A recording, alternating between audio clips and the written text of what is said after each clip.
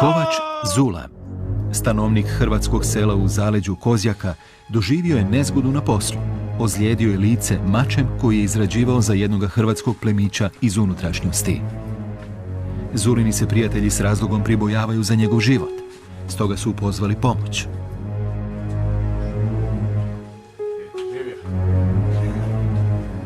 Nije teško pretpostaviti da tipično srednjovjekovno selo u Hrvatskoj, a i posvuda u tadašnjoj Europi, nije imalo liječničku službu.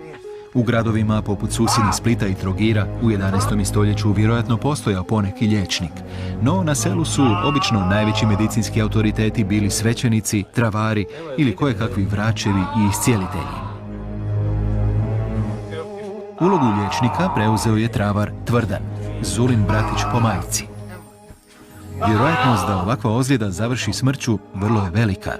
Medicina u 11. stoljeću, na primjer, još uvijek smatra kako rane ne treba dezinficirati, već ih pustiti da se zagnoje. Srećom, Tvrdan i njegov mlađi brat Radovan, koji mu pomaže, nemaju nikakvih formalnih znanja o medicini, već se oslanjaju na vlastito iskustvo, što će spasiti Zulin život. Tvrdan je dobro oprao ranu vodom i pod zavoj stavio domaće dalmatinskim suncem opržene trave. Dezinfekcija je uspješno izvršena. Rana se neće zagnojiti. Tvrdan, priučeni liječnik, obavio je uspješnu operaciju. Zula je imao sreće, jer su slični zahvati u srednjem vijeku uglavnom završavali smrću pacijenta.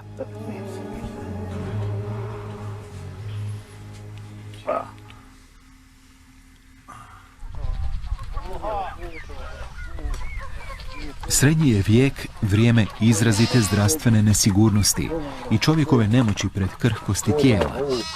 Iako nemamo podatke za izradu ikakve statistike, sigurni smo u jedno. Prosječan životni vijek bio je iznimno kratak. Možemo samo reći da nije bilo baš uobičajeno živjeti dulje od 50 godina. Te da dokaz iz groblja govore kako nije bilo osobito uobičajeno živjeti dulje od 40 godina. Koliko možemo reći, kraljevi aristokrati živjeli su mnogo dulje.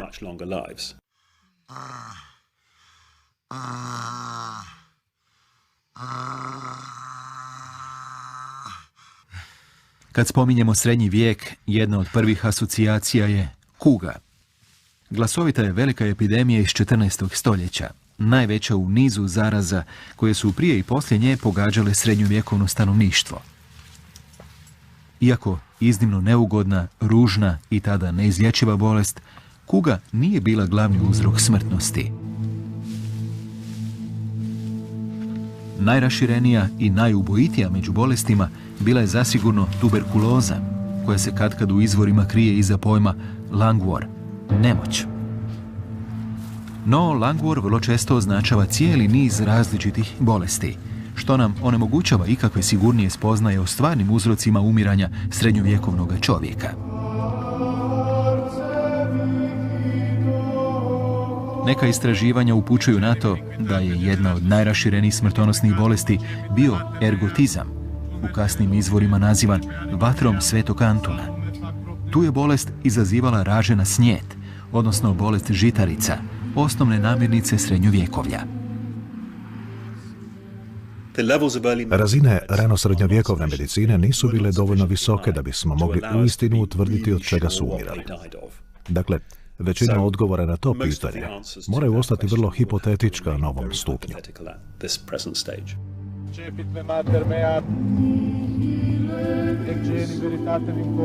U pojedinim razdobljima srednjega vijeka prosječan životni vijek bio je kraći od 30 godina. Vjerojatan glavni uzrok tomu bila je opća pothranjenost. Tadašnji čovjek, poglavito pripadnik nižih slojeva, zbog kronične pothranjenosti gotovo i nije imao imuniteta. Zbog toga je bio izrazito podložan bolestima.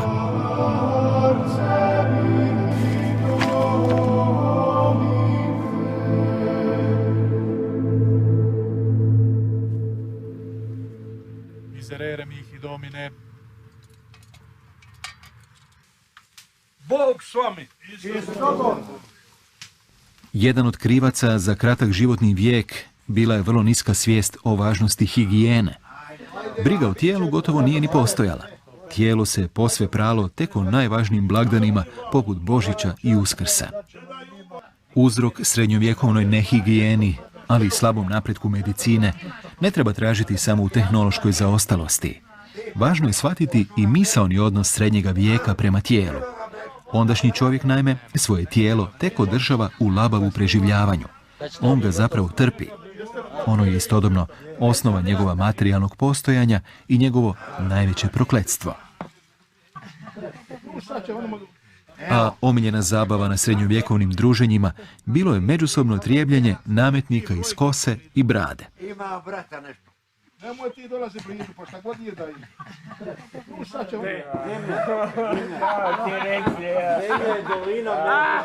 Lošoj higijenskoj slici srednjega vijeka donekle je pridonosio i običaj skupnoga življenja.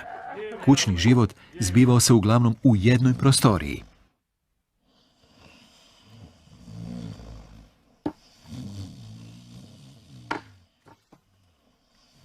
Čak su i velikaši spavaće sobe dijelili sa svojim ratnicima.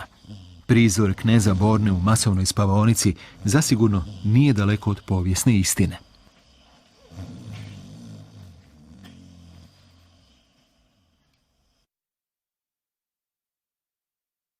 Seoska obitelj raspolagala je znatno manjim životnim prostorom. U tijesnim nastambama živjelo se na samo nekoliko četvornih metara.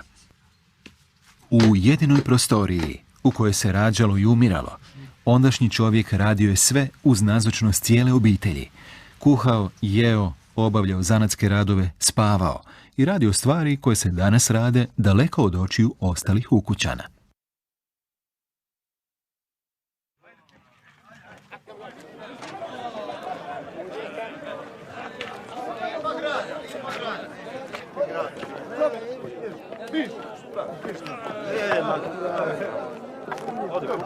No, rasadnici nehigijene i raznih epidemija bili su gradovi.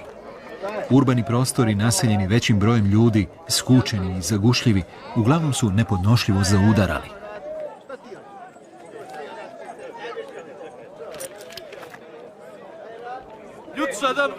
Kako je gradska populacija rasla, tako je grad postajao zdravstveno sve opasniji.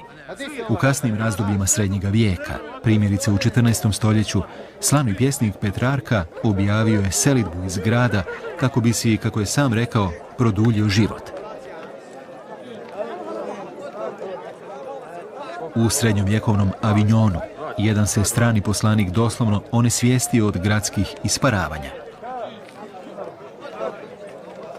Zdravstveni rizik života u srednjovjekovnom gradu možda ćemo najlakše shvatiti upoznamo li jedan opće prihvaćen gradski običaj. Budući da zahoda uglavnom nije bilo, sadržaj noćnih posuda jednostavno se izlijevao na ulicu.